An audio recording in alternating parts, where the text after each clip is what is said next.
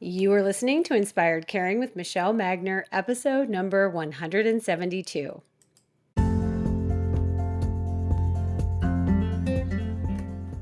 Hello, welcome to Inspired Caring. I'm your host, Michelle Magner. If you are caring for an older family member, this is the podcast for you. Each week, I bring insight, tips, inspiration, and strategies to help you care for the people that you love without losing yourself along the way. Having cared for both of my grandmothers, I've helped manage everything from hospital stays, households full of belongings, to navigating senior living and end-of-life care. And I've worked in senior living as a result of that experience, serving my residents and their families as they've been on this journey too. Thank you for joining me today, and I hope you enjoy this episode of Inspired Caring.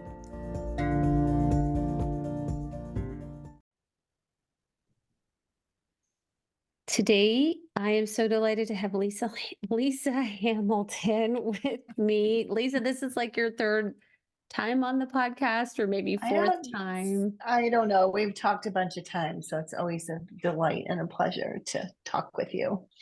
And I always feel like I walk away smarter and lighter after our conversation. Mm, So I'm glad that you're here.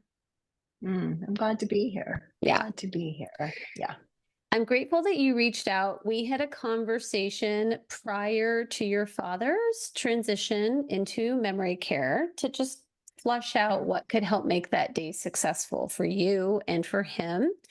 And then you Yeah. reached out afterwards to say, hey, I have some thoughts about what recommendations you had made and how the day had Yeah. actually played out. And so let's just talk a little bit more about what is the current situation with your parents, because you have two parents, different Yeah. situations, both making transitions.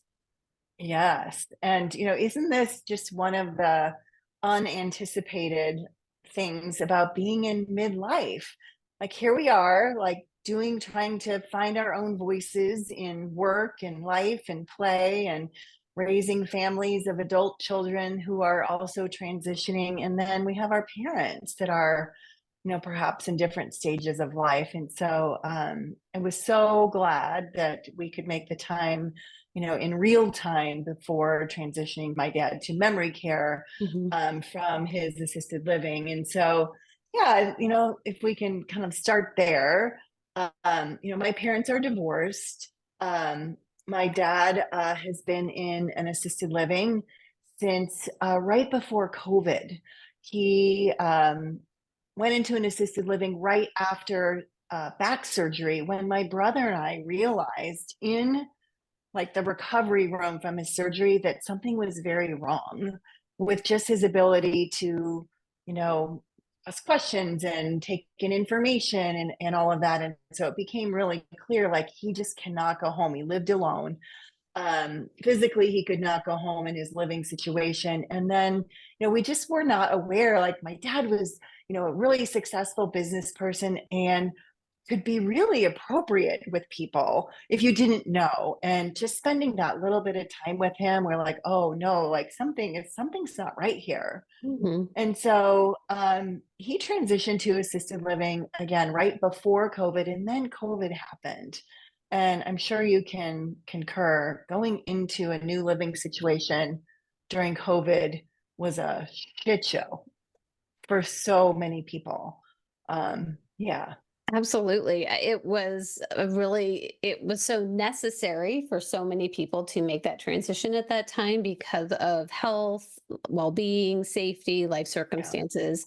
And it was really complicated because families at that time were not allowed in the buildings. So yeah, we had separation, isolation. We were doing our best to keep people connected through yeah, um, tech, but it's just not the yeah, same as having your kids in the building with you. So yes, yeah. a transition at that time would have just been really challenging.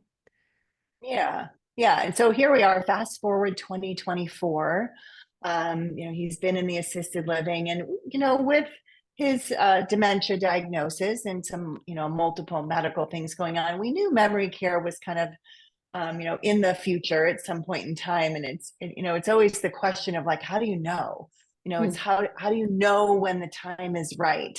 Um, but it's like this moment where you're not quite sure, and then it becomes really clear, even Mm-hmm. if you haven't anticipated it. So we were looking, forward, but then he started leaving the building, and they would find him in the parking lot, wandering the parking lot, looking for his car because he thought he was coming out of church, and in the parking lot looking. And it happened multiple times. And as it was, there was a bed available. And, I don't know how it is in your area, but sometimes those memory care beds are really hard to come by. And so, the idea is maybe it was early in the decision making, but certainly we were leading in that direction. And so, that's when I reached out to you of like, okay, as a physical therapist, I've been in facilities and people's homes and memory care and all of that, as a practitioner, but never on the side as a family member, transitioning a loved one to that. And so, I had a lot of questions about what was going to be the best for him to Mm-hmm. do this, because I felt like my problem solving, like logistical parts were, just right in motion. Like, how are we going to move the things? And, who are the movers that can help us? And which elevator do we use? And all of those sort of practical things. And you were so good of just bringing forth, all of the other emotional things. Like, I think the one that was most helpful was, don't project your feelings about this onto him. This whole idea of, well, it's going to be so hard and this is so terrible. And, there's going to be a lot of people in there that are like him and some that are much worse off than him. And how will this be? And that was completely, as a family member, our feelings. And he didn't have feelings about it yet because he didn't know what was happening. But we had a lot of feelings about it. Right, because the move is precipitated by a necessity, right? Something has to change. Like Yeah. there has been a decline, things are quote getting worse.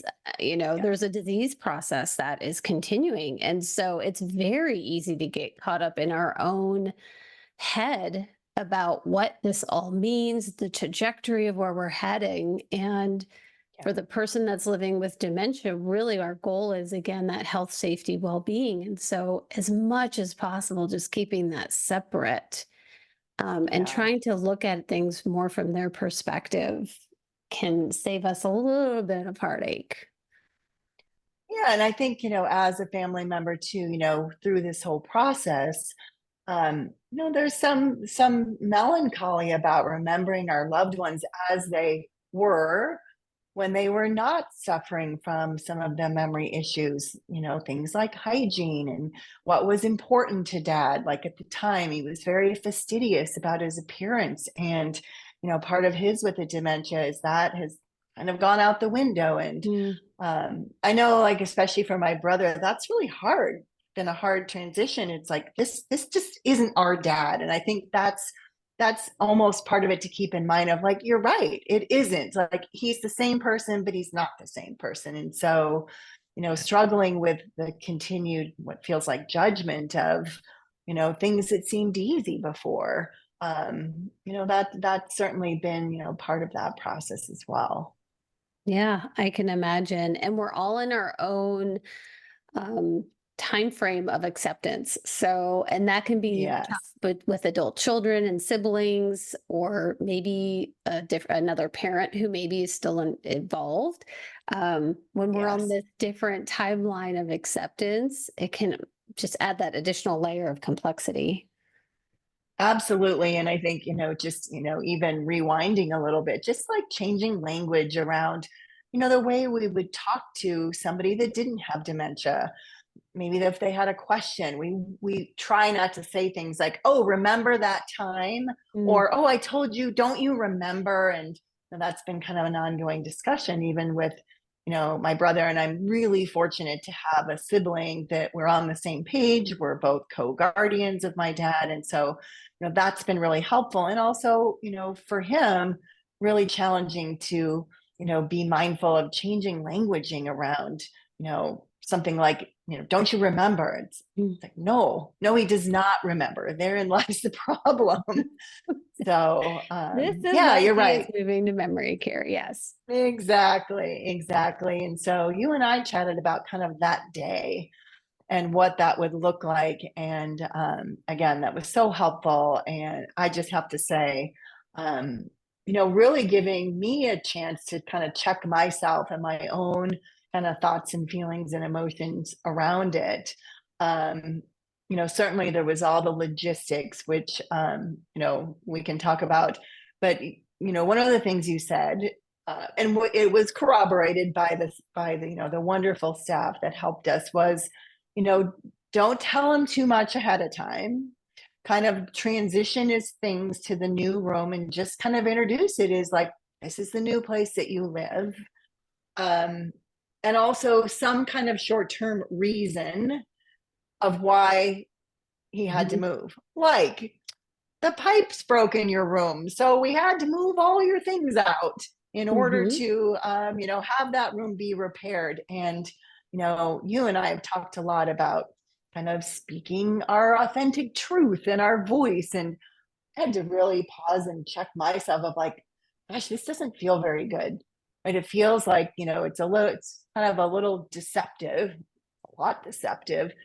And like, that's what's going to help him transition better, because that was the goal of how to make this easier and better for him.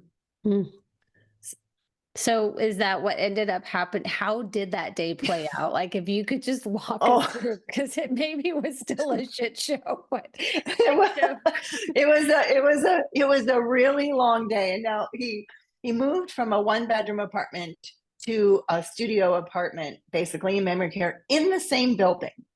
So, there was no change of location really, but if you've ever been in assisted independent living, any of those bigger buildings, I mean, goodness gracious, I might be accused of having memory issues because the hallways all look the same. You don't know which way you're turning or which elevator to take. And so it was just, we could laugh about it a little bit, but I did get a lot of steps in that day for sure.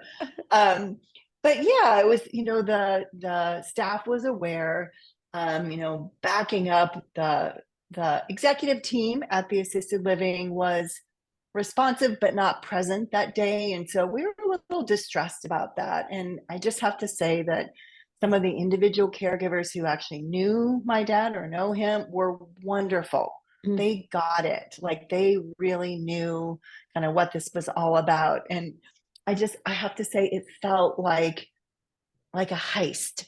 That's the only word I can think about it. So it was about keeping him out of his room for an extended period of time, moving the things without him seeing, and then bringing him into memory care. So we started at like 8 o'clock in the morning, and it was probably 6 p.m. by the time everything, got settled.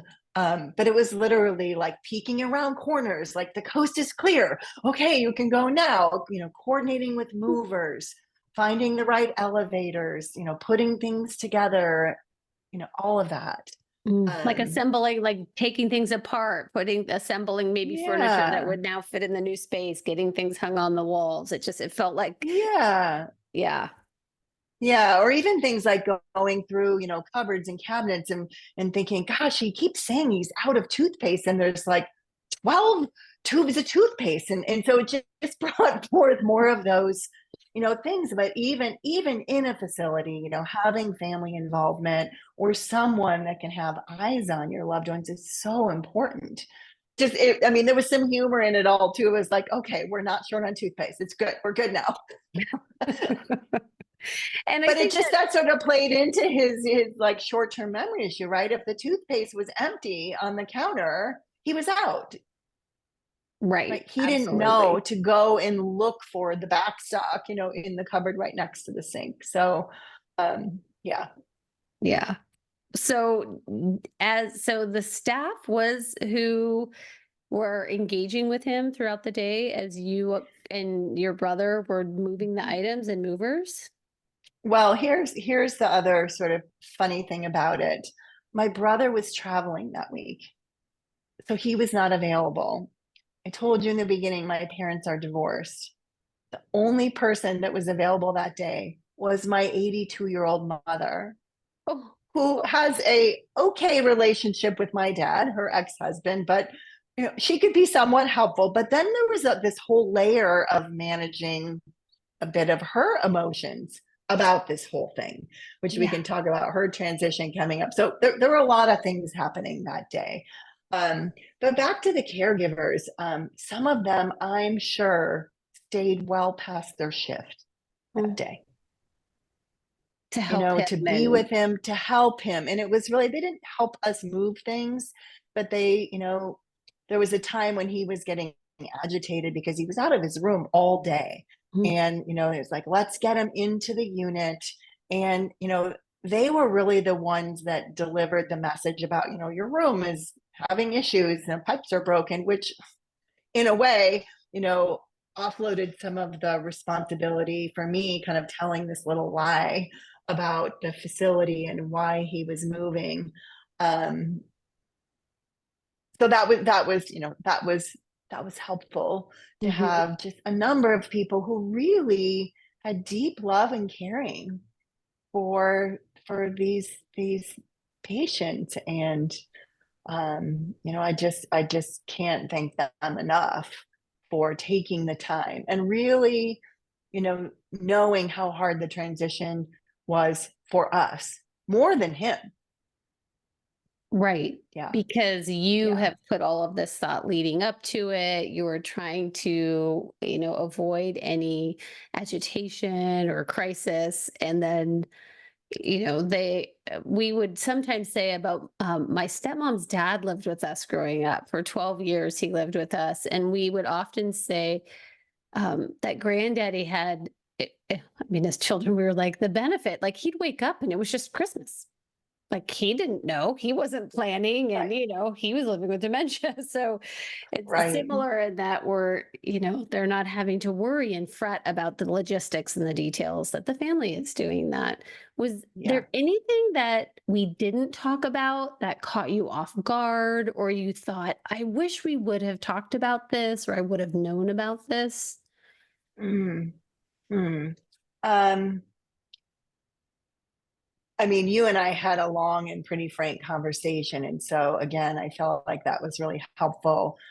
We didn't talk about the caregivers being involved. We kind of talked about the staff. And I felt anxious about going into it because the kind of executive team, the director, and the director of the memory care happened to be on vacation that week. So there was no like person for us to really, and we didn't know any of the staff in memory care. And so there was just this kind of, I don't know, liminal space, if you will, where we didn't really know what was going to happen. And there was not a person that was really able to walk us through, the steps. Like, this is what it's going to look like, or be able to say, listen, you know, it's going to be a couple weeks or more for him to settle in. And this is what it might look like. Mm, I think that's helpful to understand because again, we're as those loved ones who are not in memory care, making up, all kinds of stories that may or may not be true about how sad it is or how terrible it might be or how alone or mm, freaked out you might be of being in a new place, and that really hasn't happened. because So I think he that was one of those projections of, is this me? Is this us projecting onto the situation, our own thoughts and feelings and story? right. So, how has this time been for him, this adjustment? Because I know that often when people live in one wing or level of care within a building, they, in their cognitive ability, are concerned about not wanting to transition to memory care or that Yeah. next level of care. For example, my grandmother lived in assisted living for a really long time. Well, the skilled nursing part of the community was on an upper floor. And so she and the residents would often talk about not wanting to have to move upstairs. It was an area of Yeah. concern for them. So, how has he made that adjustment? Or what are your thoughts around that? Yeah, I think it's interesting, in the beginning, he still has some ability. It's kind of funny to be able to send text messages with appropriate memes, Oh, which is an advanced skill. yeah, for And everybody in at every age. right, and so it's like, wow, okay. So that's been certainly declining, but that was kind of funny. But he reached out a few times to both my brother and I, saying, when am I going back to my new apartment? Can you check with the staff to see when I'm going back to my new apartment, or my old apartment rather? Mhm. This room is just not adequate for me. And some with him, because it's a smaller room, we couldn't accommodate, some like my dad having his desk was really a big deal in when he was in assisted living, because that was where he did his quote unquote work, which Mhm. consisted mostly of shuffling a lot of papers around. But that kept him occupied and busy. So I will say that has, he settled into that. There were a few times we stopped by to see him, and he was involved in a group, or there was a community meal or something, and the director was like, he's doing really well. My advice would be like, don't interrupt him from Mhm. that, don't pull him out of that situation. So it's kind of amazing. And in a lot of ways with the memory care, he's been more engaged socially than he was in assisted living, because I think, there's activities and things going on in the building, but nobody's really like pulling you out of your room, at least not in this place, to say, let's go do this. There might be encouragement or like the daily flyer that comes up, but he was spending a lot of time kind of alone in his room. Mhm. And so I think it's been a good thing to see, because they're doing a lot of communal things. There's music and art and time outside, and it's very structured. So I think that's been a really good thing for That's sure. amazing. So on from his perspective and on his end, the adjustment has felt a little more seamless. I can imagine that receiving that text, or for someone who would receive a phone call from a family member saying, "Hey, when do I get to go home? When do I get to go back to Yes. that other apartment?" is Yes. very, very tough. How were you able to respond in a way that felt authentic or aligned or supportive, for yourself, and keep them kind of on task with the direction things were headed? How did that go? Yeah. Yeah, I mean, I think that was definitely a conversation, because we have a group text between my dad, my brother, and I. And so my brother and I would have a little side conversation. It's like, okay, it's your turn this time, or I did it last time. And we kind of kept along the the story of saying, we'll check into that, Dad. Of like, I'm not quite sure about that. Let me check and get back to you. But again, that I think that's part of the learning as a family member. It feels a little disingenuous, but again, we're dealing with someone that we love whose cognitive abilities are diminished, and he wasn't able to take in all of the information or Hmm. remember it, for that matter. Right. Yeah.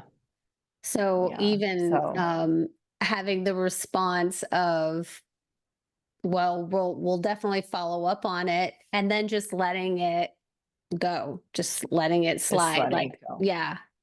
So you aren't stewing on it or circling back to it. It was just letting him bring it Yeah. back to you. Yeah. And I think as um, mostly functioning cognitively uh, children of my dad, you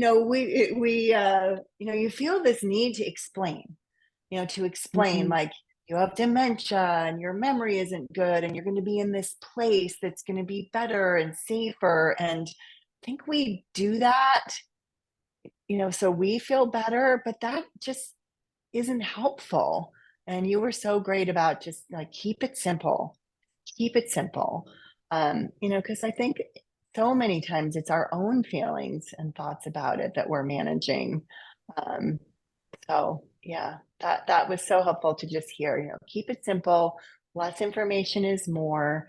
And again, it's a transition. And in transitions, there's a period where it feels super uncomfortable. Any transition in any Yeah. phase of life, yeah, there is Yeah. discomfort. Do you think, if you just from a bird's eye view, do you feel like this went better than you had hoped? Yeah, I think it went better, just emotionally better than I had hoped. Um, it was a surprising amount of work to move things from one room to another in the same building, Mm. you know, with trying to manage his schedule and his needs for that day, and that's where the staff that was really helpful. And of course they saw us making a million trips down the hall with carts and things and all of that, and so they continued to be engaging about that. So I think it did go better than I thought in many ways, and it was more work physically and logistically, even with assistance than I had anticipated for sure. Is there anything you wish you would have done differently? I would have had more help, more people. Um, it was definitely good having movers that moved, physically beds and dressers and things like that. And then they Mhm. also took away like a sofa and the desk and things that we couldn't use anymore. And I think that was a good decision. Um, because the transition for him was the most important thing, not like, well, should we post his furniture on Facebook Marketplace and try to sell it? It was like, what's the most important thing? This. So we let go of some of that. I would have had more people to, just more hands taking things and physically carrying things, because I think that would have made the day for him less off putting, from his schedule. I definitely would have done that for sure. I think that's really helpful because, especially as family care partners, caregivers, daughters, spouses, like we just have this idea that we have to do it all, and that or we're going to Yeah. do it best or right, or just like we can handle it. Like it's not, it's one tiny one bedroom apartment and we're just moving everything down the hall. We did what was possible. It was the middle of the week on a work day, for many people who would not have been available. Although I will say, afterwards, I had a couple friends reach out that are like, "Why didn't you tell me? Mm. Why didn't I would have helped you, even if it was just for a couple hours." And so you're right. I think that that's kind of one of the things as women caregivers that we are, at least me, continually evolving and learning about how to ask for help, how to accept help. We don't have to do everything. There's this whole narrative around, well, I don't want to inconvenience anyone. This is my situation, and there's people that are willing to help, even if it's just for a short period of time. So that I would have done that differently for sure. Many hands make light work. How Yes. how was the room introduced to him? Like how did that play out? What happened there? Yeah, so they brought him into memory care because he was getting agitated, and kind of there was a movie going on. So it was like, hey, we're watching a movie in here, and we were finishing getting it set up. And um, you know, one of the caregivers said, "Oh, I want to show you this really cool room." Okay. So we kind of walked in and he looked around and like, this is your room. This is like, and there was familiarity around the place and the space, but there was, and I said, he said, well, he did ask, why are my things in here? And then someone was able to say, well, they're here because your old room, has a problem. And he did notice, he says, well, not all of my things are here. Mm. Not all. I'm like, you're absolutely right. Not all of them are here. So I think even just being able to keep that simple, and that was the truth. They're not all here. There didn't need to be more of a story of what happened to those things or why they weren't there. It just was kind of validating his experience in that moment, and then that was enough, really. That is so profound, truly, Lisa, because I think Yeah.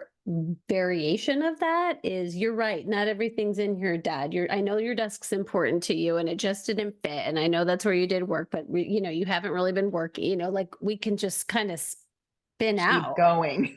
Yes. Yeah. And then it's hard to know where to stop. So you keeping it simple and affirming him, right? He has made an observation. There's no gaslighting. That is truly aligned. Yes, you are right. Yeah. It's not all Yes. there. And the other kind of wonderful thing that happened is it happened to be when the NHL hockey, championships were on. And my dad does love sports. And thank goodness we had a competent caregiver person who could get the TV set up. Because as you know, connection to television for many people is a big deal. Yeah. So that was able to happen and that was on. And so that was another sort of element of distraction, I think, of just really taking the time and saying, oh, who's playing and what is this and who are you cheering for? And the caregiver that was with us happened to have a really deep appreciation and love for hockey. And so she really connected with him about hockey, which, was a diversion to this transition of rooms and things like that. And then we could just kind of let him settle into doing something familiar, like watching sports on TV and saying, we'll see you tomorrow. What a That was beautiful way beautiful. to, yeah, engage him in something that was meaningful for him and in that new space. Yeah. Yeah. I'll say the other thing that was really beautiful, um, and I might shed a few tears here about it, was there was one caregiver named was Joe, and I had never met her before, but she just was just on it and so kind.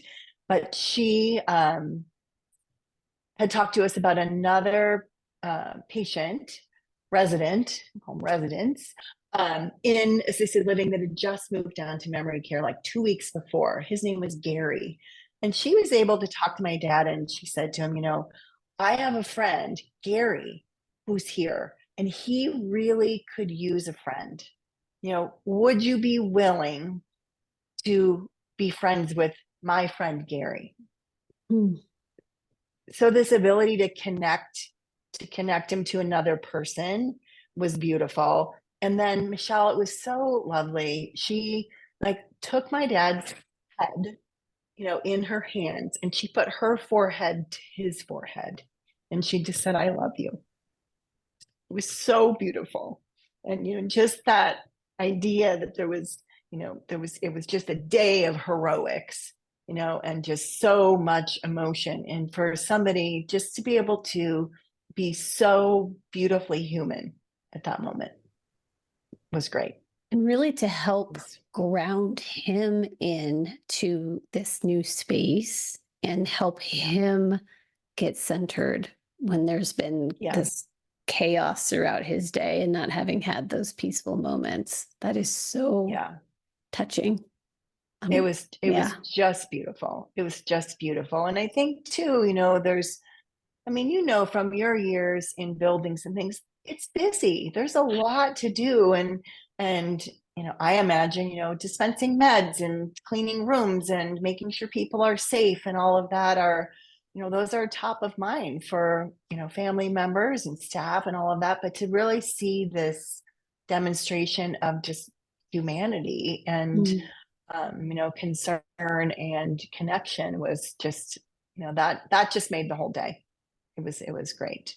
Yeah. That's really, really special. Yeah. Um, Yeah. so I'm crying. People can't see this. I know. I'm not crying, you're crying.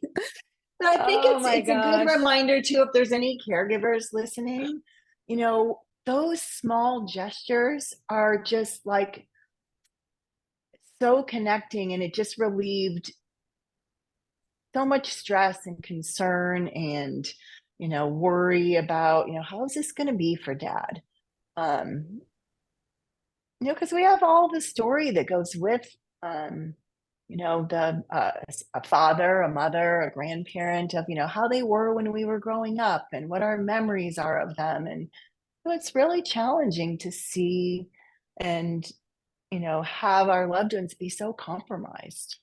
Um, so Yeah. yeah, it was My beautiful. You asked earlier about, what I would have changed. And, the other thing that comes to mind, and I hope this is helpful, and maybe at other places it's different.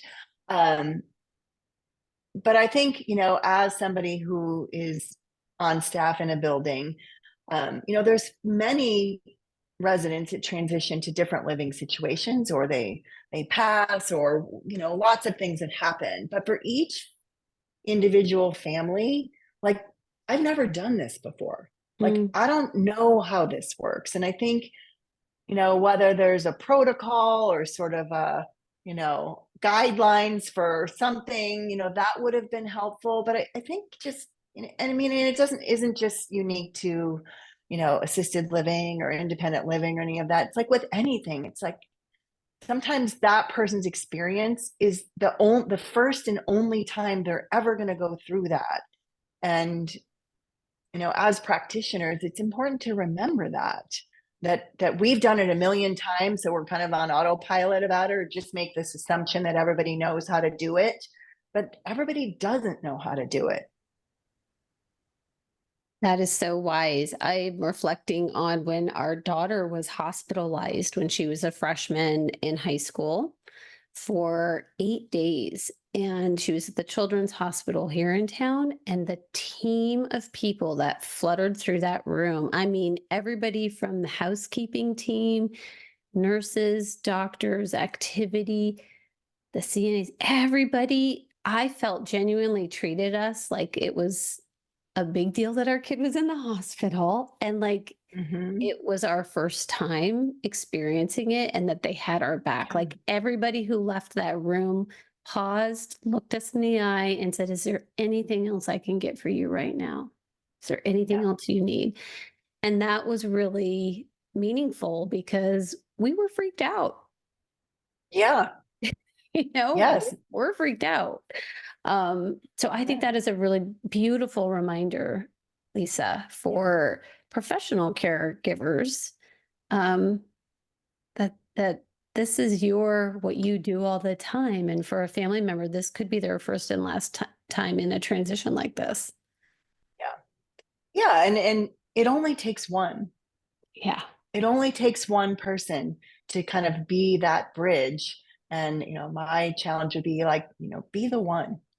Be the Mhm. one that can say, I know this is really hard. Or be the one that can say, you're doing a good job. Or be the one that can just pause and say, is there anything I can do for you to make this easier? Yeah, Yeah. it only takes one. That's Yeah. that's amazing. Do you feel complete? Is there anything else in regards to your dad's transition to memory care that you feel has yet to be said that you want to share? Yeah, I feel complete about that. And I think it's again like changing perspective and view.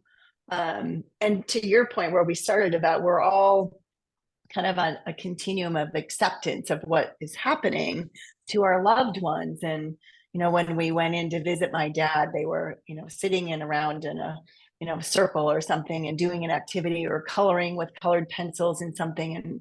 And, my view is like, oh my gosh, this is so great. And my brother's view is, oh my gosh, I never thought I'd see, our father like Mm, doing something like this. And so, I think that for family members, like, it's things are different, and the way people with dementia, with the way to engage their brains and socially and all that is looks very different than what it might have been, when they didn't have dementia. And so, um, I'm just really grateful for all of those caregivers in kind of a memory care unit, um, that pour out so much love and care and keeping people busy and engaged and all of that. And I think so, there's a generation of people that were reticent of going into a facility, right? It was always this like, age in place and don't put me in the nursing home and all of that. And families, um, some did a good job, and some really suffered with trying to keep that promise. And not all of us have the expertise and patience and all of those things to be able to give our loved ones with memory deficits what they need and what is going to help them live in the most vibrant way possible for them right now. That's beautiful. It really circles back to the health, safety, and well-being for Yeah. both that person and for yourself as the family care partner. Yeah, Um, definitely. Okay, you guys, as you probably heard at the beginning of this episode, Lisa helped both of her parents who are divorced transition their living situations around the same time. This conversation kept going, so there is a part two. So stay tuned for the next episode of Inspired Caring, where Lisa shares about her mom's transition from an apartment into a senior community.